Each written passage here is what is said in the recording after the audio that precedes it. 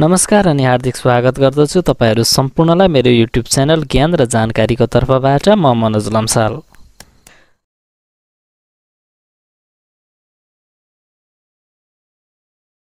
आज म तपाईहरु समक्ष वैदिक दर्शनका 6 वटा दर्शनहरु अर्थात षड दर्शनको बारेमा चर्चा गर्नेछु। यो विषयवस्तु चाहिँ हिन्दू धर्ममा आस्था राख्ने अर्थात वैदिक दर्शन सम्बन्धी जानकारी राख्न खोज्ने सम्पूर्णका लागि उपयोगी हुन सक्छ। त्यस्तै गरेर M.Ed तथा B.Ed तहको कम्पलसरी सब्जेक्ट फाउन्डेसन अफ एजुकेसनको फिलोसोफी भन्ने युनिट अन्तर्गत समेत यी विषयवस्तुहरू अध्ययन गर्नुपर्ने हुन्छ। आजको विषयवस्तु सुरु गर्नुभन्दा अगाडि यदि तपाईहरुले मेरो च्यानल सब्स्क्राइब गर्नुभएको छैन भने कृपया च्यानल सब्स्क्राइब गरी लाइक, शेयर र कमेन्ट गर्न नबिर्सिनुहोला। आउनुहोस् सुरुवात गरौँ वैदिक दर्शनका 6 वटा दर्शनहरू अर्थात षड दर्शनबाट। षड दर्शन भन्नाले 6 वटा दर्शनहरू भन्ने बुझ्नु पर्यो। यी 6 वटा दर्शनहरू निम्न अनुसार रहेका छन्: सांख्य दर्शन, योग दर्शन, वैशेषिक दर्शन, न्याय दर्शन, मीमांसा दर्शन र वेदान्त दर्शन। यसरी हिन्दू धर्म र हिन्दू धर्म अन्तर्गतका दर्शनहरू यिनै 6 वटा दर्शनको वरिपरि घुमिरहेको पाइन्छ। सबैभन्दा पहिलो दर्शन रहेको छ सांख्य दर्शन। महर्षि कपिलद्वारा रचना गरिएको दर्शन नै सांख्य दर्शन हो। सांख्य दर्शनले चाहिँ सम्यक ज्ञानलाई आधार मान्दछ। सम्यक ज्ञान भन्नाले असल र सही ज्ञान भन्ने बुझ्नुपर्ने हुन्छ। सांख्य दर्शनलाई चाहिँ द्वैतवादी दर्शन अर्थात डुएलिस्टिक फिलोसोफी भनेर भनिन्छ, किनकि यसले कार्य र कारणको सिद्धान्तलाई आधार मान्दछ। सांख्य दर्शनका अनुसार कुनै पनि कार्यको उत्पत्ति कारणबाट हुन्छ। कारण बिना कुनै पनि कार्य हुँदैन। जुनसुकै कामहरू हुन्छ, जुनसुकै कार्यहरू केही न केही कारणबाट मात्रै हुन्छ भन्ने कुरा चाहिँ सांख्य दर्शनको रहेको छ। कार्य र कारण बीचमा अनिवार्य र अभिन्न सम्बन्ध रहेको हुन्छ। सांख्य दर्शनले चाहिँ कार्यहरू सत्य र असत्य हुन्छन् भनी व्याख्या गर्छ। त्यसैले सांख्य दर्शनलाई चाहिँ सत्कार्यवादी दर्शन पनि भनिन्छ। यो दर्शनका अनुसार चाहिँ पुरै ब्रह्माण्डको सञ्चालन जम्मी 2 वटा तत्त्वहरूले गरेका छन्। ती 2 वटा तत्त्वहरू चाहिँ प्रकृति र पुरुष हुन्। संसारको उत्पत्ति, संसारमा चलेका सम्पूर्ण प्रक्रियाहरू चाहिँ यिनै 2 वटा तत्त्वहरू अर्थात प्रकृति र पुरुषले गरेका हुन् भन्ने कुरा सांख्य दर्शनले व्याख्या गर्छ। प्रकृतिले चाहिँ पदार्थ वा अचेतन वा जड तत्त्वलाई जनाउँछ भने पुरुषले चाहिँ आत्मा र स्वचेतनत्वलाई जनाउँछ। प्रकृति सम्पूर्ण जगतको उत्पत्तिको कारण हो।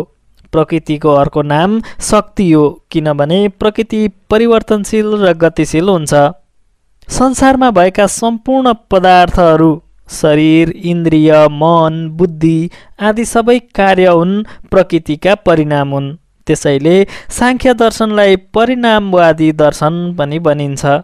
संसारमा सबै पदार्थहरूको कारण प्रकृति हो र यस कारणको कार्य समस्त संसार हो। अत संसारका सम्पूर्ण कार्यहरू अर्थात पदार्थहरूको उत्पन्न गर्ने तत्त्व नै प्रकृति हो। प्रकृतिमा चाहिँ 3 वटा गुणहरू रहेको सांख्य दर्शनले बताएको छ। पहिलो गुण सत्वगुण, दोस्रो रजगुण र तेस्रो तमगुण। सत्वगुणको रङ सेतो हुन्छ, यो सुखात्मक किसिमको हुन्छ भने रजगुणको रङ रातो किसिमको हुन्छ अर्थात यो दुखात्मक किसिमको हो। त्यस्तै गरेर तमगुण कालो हुन्छ भने यो चाहिँ मोहात्मक प्रकृतिको हुन्छ। प्रकृतिमा भएका यी 3 वटै सत्वगुण, रजगुण र तमगुणहरूको स्वभाव चाहिँ फरक किसिमको हुन्छ र संसारमा भएका हरेक पदार्थहरूमा यी 3 वटा गुणहरूमध्ये कुनै न कुनै गुणहरू चाहिँ अवश्य हुन्छ। यी 3 वटा गुणभन्दा बाहिरको गुण भएको कुनै वस्तु नै हुँदैन भनी सांख्य दर्शनले बताउँछ। त्यसैले सम्पूर्ण तत्त्वको कारण नै प्रकृति हो भनी सांख्य दर्शनले मान्दछ। सांख्य दर्शनका अनुसार पुरुष भनेको स्वतन्त्र तत्त्व हो, आत्मा र चेतन तत्त्वको रूप हो। पुरुषको स्वभाव चैतन्य, व्यापक र निपुण छ। पुरुष चेतन तत्त्व भएकाले अचेतन प्रकृतिका सम्पूर्ण कार्यहरूलाई देख्दछ। त्यसैले पुरुषलाई चाहिँ साक्षी वा द्रष्टा मानिन्छ। प्रकृतिमा भएका जे जति कार्यहरू, जे जति परिवर्तनहरू, जे जति कुराहरू छन् ती सबै कुराहरूलाई चाहिँ पुरुषले देख्छ। त्यसैले पुरुषलाई चाहिँ साक्षी वा द्रष्टाको रूपमा मानिन्छ। पुरुष भनेको स्व आत्मा हो। स्व अलग अलग हुने भएकाले कोही असल, कोही खराब, कोही विवेकी र कोही अविवेकी हुन्छन्। पुरुष भनेको कारणहीन, शाश्वत, परिवर्तनशील र सर्वव्यापी चरित्रको चेतना हो। पुरुष न त कर्ता हो न त भोक्ता नै, यो त केवल निश्चल र निष्क्रिय हुन्छ। खाली पुरुष चाहिँ केही गर्न पनि नसक्ने र केही भोग्न पनि नसक्ने, अर्थात् यो चाहिँ प्रकृतिमा भएका परिवर्तनहरूलाई ठुलो ठुलो हेर्ने एउटा आत्मा अथवा स्व आत्मा नै पुरुष हो। सांख्य दर्शनका अनुसार ब्रह्माण्ड र यसका विविध गतिविधिहरूको उत्पत्ति प्रथम प्रकृतिबाट विकसित भएका 25 वटा तत्त्वहरूको क्रिया प्रतिक्रियाको फलस्वरूप भएको हो। सजिलो गरी बुझ्दाखेरि प्रकृतिमा भएका 25 वटा तत्त्वहरूले जुन क्रिया प्रतिक्रिया गर्छन्, त्यही क्रिया प्रतिक्रियाको फलस्वरूप चाहिँ ब्रह्माण्ड र यसका विभिन्न गतिविधिहरू उत्पन्न भएका हुन्। यस्ता 25 वटा तत्त्वहरू चाहिँ निम्न अनुसार रहेका छन्। पहिलो तत्त्व रहेको छ प्रकृति वा प्रधान, जसलाई चाहिँ हामी पदार्थ समेत बन्न सक्छौँ। दोस्रो तत्त्व महत, यसलाई चाहिँ हामी ज्ञान वा बुद्धि भन्न सक्छौँ। तेस्रो तत्त्व रहेको छ अहङ्कार। चौथोदेखि 8औँसम्मका तत्त्वहरू रहेका छन् पञ्चतत्मात्रा अथवा सूक्ष्म तत्त्व। यो पञ्चतत्मात्रा वा सूक्ष्म तत्त्वमा 5 वटा तत्त्वहरू पर्छन्, शब्द, स्पर्श, रूप, रस र गन्ध। त्यस्तै 9देखि 13सम्मका तत्त्वहरू रहेका छन् 5 वटा ज्ञानेन्द्रियहरू। 5 वटा ज्ञानेन्द्रियमा नाक, कान, आँखा, जिब्रो र छाला पर्दछन्। त्यस्तै 14देखि 18औं तत्त्व रहेको छ 5 कर्मेन्द्रियहरू। 5 वटा कर्मेन्द्रियमा मुख, हात, खुट्टा, गुदा र जननेन्द्रिय पर्दछन्। त्यस्तै गरेर 19देखि 23सम्मको तत्त्व रहेको छ पञ्चमहाभूत। पञ्चमहाभूतमा चाहिँ पृथ्वी, पानी, तेज, वायु र आकाश पर्दछन्। 24औं तत्त्व रहेको छ मन र अनि 25औं तत्त्व रहेको छ पुरुष अथवा निष्क्रिय तत्त्वको रूपमा पुरुष रहेको हुन्छ। यसरी चाहिँ ब्रह्माण्डको उत्पत्ति, सुरुवात र अनि ब्रह्माण्डको सञ्चालन चाहिँ यिनै 25 वटा तत्त्वहरूको कारणले भएको हुन्छ भनेर सांख्य दर्शनले मान्ने काम गर्दछ। सांख्य दर्शनका अनुसार विकासको खेल चाहिँ प्रकृतिबाट सुरु भएर पञ्चमहाभूतमा गएर अन्त्य हुन्छ।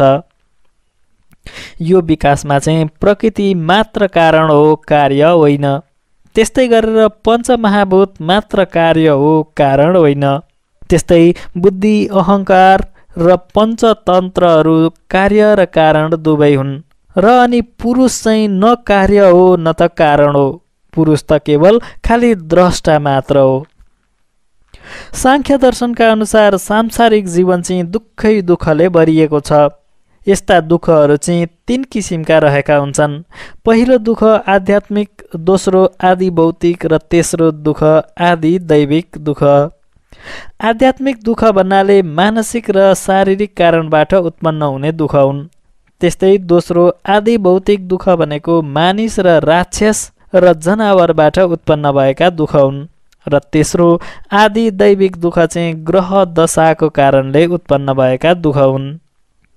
यसरी समग्रमा भन्ने हो भने संसारमा भएका विभिन्न सांसारिक दुःखबाट मुक्ति पाउनु अर्थात् मोक्ष प्राप्ति गर्नु नै सांख्य दर्शनको मुख्य उद्देश्य हो। प्रकृति र पुरुषलाई राम्ररी बुझ्नु नै सम्यक अथवा राम्रो किसिमको ज्ञान हो भनेर सांख्य दर्शनले बताउने गर्दछ। षड दर्शन अन्तर्गतको दोस्रो दर्शन रहेको छ योग दर्शन अर्थात् योगा फिलोसोफी। योग दर्शनको प्रवर्तक महर्षि पतञ्जलि हुन्। शाब्दिक अर्थ लिँदाखेरि योग भन्नाले मिल्नु वा समायोजन हुनु वा जोड्नु भन्ने बुझिन्छ। चित्त वा आत्मालाई नियन्त्रण गरी विकारहरू हटाई आत्मालाई शुद्ध बनाउनु नै योग हो। मनमा रहेको कालो मैलो र अनि दूषित विचारहरूलाई, दूषित विकारहरूलाई हटाएर मनलाई शुद्ध एवं ताजा बनाउनु, आत्मालाई शुद्ध बनाउनु नै योग हो भन्ने बुझिन्छ। ब्रह्मज्ञान प्राप्त गर्नु र सांसारिक बन्धनबाट मुक्त हुने माध्यम वा साधनाको रूपमा योगलाई लिइन्छ। चित्तवृत्तिको निरोध नै योग हो, अर्थात् योग वा समाधिद्वारा मनका सम्पूर्ण विकारहरू हटाउनु नै चित्तवृत्तिको निरोध हो। असाधारण शक्ति प्राप्त गर्ने शारीरिक अवस्था र मोक्ष प्राप्त गर्ने सर्वोत्तम साधनको रूपमा योग दर्शनलाई लिइन्छ। योग दर्शनको मुख्य धर्मग्रन्थको रूपमा योग सूत्रलाई लिइन्छ। योग सूत्र महर्षि पतञ्जलिद्वारा प्रतिपादित विशिष्ट धर्मग्रन्थ हो। योग सूत्रमा चाहिँ 195 वटा योग सूत्र र 84 वटा आसनहरू उल्लेखित छन्। पतञ्जलिका अनुसार योगका चाहिँ 2 वटा अवस्थाहरू रहेका हुन्छन्। पहिलो अवस्था सम्प्रज्ञात र दोस्रो अवस्था असम्प्रज्ञात। सम्प्रज्ञात अवस्था अथवा सम्प्रज्ञात योग भन्नाले क्लेश, कर्म, वासना, माया, मोह नष्ट आदि जस्ता सम्पूर्ण कार्यहरू समाप्त नभइकन केही बाँकी रहेको अवस्था नै सम्प्रज्ञात अवस्था हो। दोस्रो अवस्था असम्प्रज्ञात योग। असम्प्रज्ञात योगमा चाहिँ मानिसलाई कुनै पनि कार्यको बारेमा ज्ञान हुँदैन। मानिसलाई क्लेश, कर्म, वासना, माया, मोह नष्ट आदि जस्ता कुनै कुराहरूको बारेमा ज्ञान हुँदैन। केवल परमात्माको ज्ञान र आनन्दको अनुभव मात्र हुन्छ। त्यसलाई चाहिँ हामी असम्प्रज्ञात योग भनेर भन्छौँ। योग दर्शनमा चाहिँ 5 प्रकारका चित्तवृत्तिको अवस्था अर्थात् मानसिक अवस्थाहरूको उल्लेख गरिएको छ। ती 5 प्रकारका चित्तवृत्तिहरू रहेका छन्। पहिलो क्षिप्त, दोस्रो मूढ, तेस्रो विक्षिप्त, चौथो एकाग्र र पाँचौं निरुद्ध। अङ्ग्रेजीमा भन्दा पहिलो रेस्टलेस, दोस्रो ट्रोपिड, तेस्रो डिस्ट्र्याक्टेड, चौथो कन्सन्ट्रेसन र पाँचौं रेस्ट्रिक्टेड। पहिलो क्षिप्त अर्थात् रेस्टलेस। रजोगुण भएको अवस्था नै क्षिप्त अवस्था हो।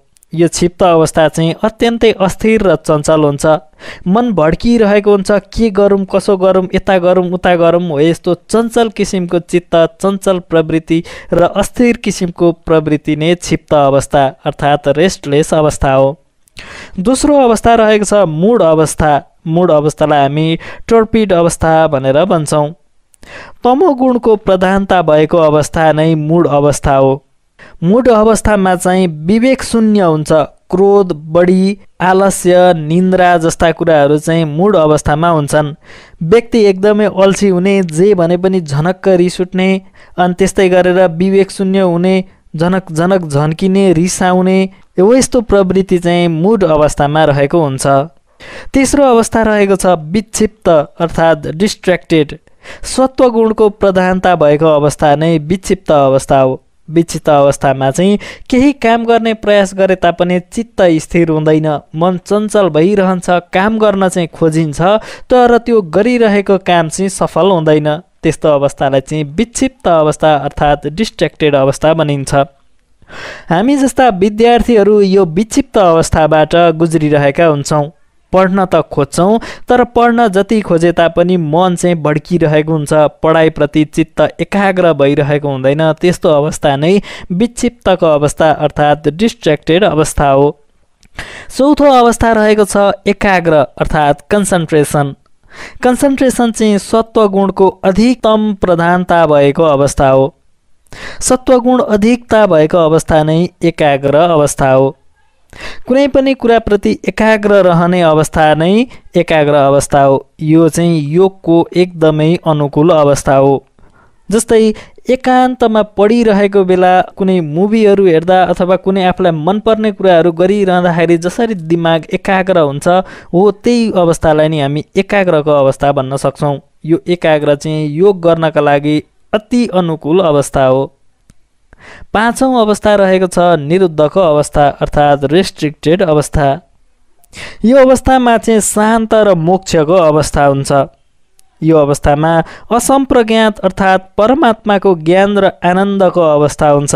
यो बेलामा चाहिँ कुनै कुराहरूप्रति केही टेन्सन हुँदैन, मनमा कुनै किसिमको भावनाहरू हुँदैन, एकदमै आनन्द रहने परमात्मा प्राप्तिको अवस्था नै निरुद्धको अवस्था हो। योग दर्शनमा चाहिँ योगका विभिन्न 8 वटा किसिमहरू बताइएको छ जसलाई चाहिँ अष्टाङ्ग योगहरू भनेर भनिन्छ। यी अष्टाङ्ग योगहरू अथवा योगका 8 वटा किसिमहरू चाहिँ यम, नियम, आसन, प्राणायाम, प्रत्याहार, धारणा, ध्यान र समाधि हुन्। अर्थात् इङ्ग्लिसमा absence, observance, posture, breath control, withdraw of senses, attention, contemplation र अनि कन्सन्ट्रेसन। यी 8 वटा योगहरू चाहिँ रहेको कुरा योग दर्शनले बताएको छ। यी 8वटामा यम, नियम, आसन, प्राणायाम र प्रत्याहार यी 5 किसिमका योगहरू चाहिँ सम्प्रज्ञात अवस्था अर्थात् कन्सियसनेसको अवस्था हो। यसलाई चाहिँ हामी एकाग्रताको अवस्था अथवा हठ योग भनेर पनि भन्न सक्छौँ। त्यस्तै गरेर 6औँदेखि 8औँसम्मका योगहरू अर्थात् धारणा, ध्यान र समाधि यी 3वटा योगहरू चाहिँ असम्प्रज्ञात अवस्था हुन् अर्थात् सुपर कन्सियसनेस अवस्था हो। यो अवस्थालाई चाहिँ निरुद्धको अवस्था पनि भनिन्छ अर्थात् यसलाई चाहिँ राजयोग पनि भन्न सकिन्छ। यी विभिन्न 8वटा योगका अनुष्ठानहरूबाट चाहिँ अविद्या नाश भई यथार्थ ज्ञानको प्राप्ति हुन्छ। यो नै योग दर्शनको चाहिँ लक्ष्य रहेको छ। योग दर्शनका अष्टाङ्ग योगहरू अर्थात् 8वटा किसिमहरूलाई निम्नानुसार व्याख्या गर्न सकिन्छ। पहिलो योग रहेको छ यम अर्थात् एब्सेन्स। संयमता, मनलाई नियन्त्रणमा राखेर शास्त्रले हुँदैन भनेका कार्यहरू नगर्नु चाहिँ यम हो। दोस्रो रहेको छ नियम अर्थात् अब्जर्भेन्स। शुद्धता, सन्तोष, सदाचार, अध्ययन र ईश्वरप्रति समर्पित हुन चाहिँ नियम हो। तेस्रो रहेको छ आसन अर्थात् पोस्चर। चित्तलाई स्थिर बनाउनु, शान्त बनाउनु, ध्यानका लागि सजिलो बनाउने शरीरका विभिन्न अभ्यासहरू गर्नु चाहिँ आसन हो। चौथो रहेको छ प्राणायाम अर्थात् ब्रिथ कन्ट्रोल। श्वास तान्ने र छोड्ने, प्राणको आयाम गर्नु अथवा श्वासलाई सन्तुलन गर्नु चाहिँ प्राणायाम हो। पाँचौँ रहेको छ प्रत्याहार अर्थात् विथड्र अफ सेन्सेस। इन्द्रियहरूलाई बसमा राख्ने व्यायाम नै प्रत्याहार हो। हाम्रा 6वटा इन्द्रियहरूलाई चाहिँ बसमा राख्ने काम प्रत्याहार अन्तर्गत गरिन्छ। 6औँ रहेको छ धारणा अर्थात् एटेन्सन। मनलाई स्थगन गरी मनलाई कुनै कुराबाट विचलन हुन नदिकन एउटै कुरामा चाहिँ केन्द्रित गरिरहनु चाहिँ धारणा हो। लक्ष्य प्राप्तितर्फ स्थिर रहनु चाहिँ एटेन्सन अर्थात् धारणाको अवस्था हो। 7औँ रहेको छ ध्यान अर्थात् कन्टेम्प्लेसन। ध्यान भन्नाले मनलाई एक चित्त गरी चिन्तन गर्ने, एकाग्रता प्राप्त गर्ने योग नै ध्यान हो अर्थात् कन्टेम्प्लेसन हो। र 8औँ रहेको छ समाधि अर्थात् कन्सन्ट्रेसन। सिद्धि प्राप्तिको अवस्था, परम आनन्द प्राप्त गरेको अवस्था र ईश्वर प्राप्ति वा मोक्ष प्राप्तिको अवस्थाको योग नै समाधि हो। समाधिको अवस्थामा कुनै कुराहरू दिमागमा हुँदैन, केवल परमानन्द र ईश्वर प्राप्ति वा मोक्ष प्राप्तिको अवस्था विद्यमान रहेको हुन्छ। यस प्रकार योग दर्शनमा चाहिँ अष्टाङ्ग योगहरूको बारेमा व्याख्या गरिएको पाइन्छ। योग चाहिँ एक ईश्वरवादी दर्शन हो। ईश्वर नै उपास्य देव हो भनेर योगले भन्ने गर्छ। योग दर्शनले चाहिँ ईश्वरको नाम नै ओम हो भनी व्याख्या गर्दछ। योगीलाई ईश्वरको अनुकम्पाले चाँडै समाधि प्राप्त हुन्छ भनेर योग दर्शनले बताएको पाइन्छ। योगको लक्ष्य चाहिँ आत्माको प्राप्ति गर्नु, आत्मा स्वरूप बनी परमात्माको प्राप्ति गर्नु, ओमलाई प्राप्त गर्नु र सांसारिक दुःख सागरबाट मुक्त प्राप्त गरी ईश्वरमा लीन हुनु चाहिँ योगका लक्ष्यहरू हुन्। आज मैले तपाईहरू समक्ष वैदिक दर्शन र वैदिक दर्शनमा भएका षड दर्शनहरूको बारेमा चर्चा गराएँ। षड दर्शनमा पनि विशेष गरेर सांख्य दर्शन र योग दर्शनको बारेमा विस्तृत रूपमा चर्चा गर्ने मैले आज प्रयास गरेको छु। आजको विषयवस्तु तपाईहरूलाई कस्तो लाग्यो? कुनै अस्पष्टता वा कुनै नबुझेको अथवा कुनै दुविधा भएमा कृपया कमेन्ट बक्समा कमेन्ट गर्नुहोला। साथै तपाईहरूले यदि यो मेरो च्यानल सब्स्क्राइब गर्नुभएको छैन भने कृपया च्यानल सब्स्क्राइब गरी लाइक, कमेन्ट र सेयर गर्न भुल्नुहुने छैन भन्ने आशा गर्दै आजको यो भिडियोबाट बिदा हुन चाहन्छु। अर्को भिडियोमा फेरि म अरू दर्शनहरूको बारेमा चर्चा गर्ने नै छु। तबसम्मका लागि बिदा दिनुहोस्। हवस् त, धन्यवाद, नमस्कार।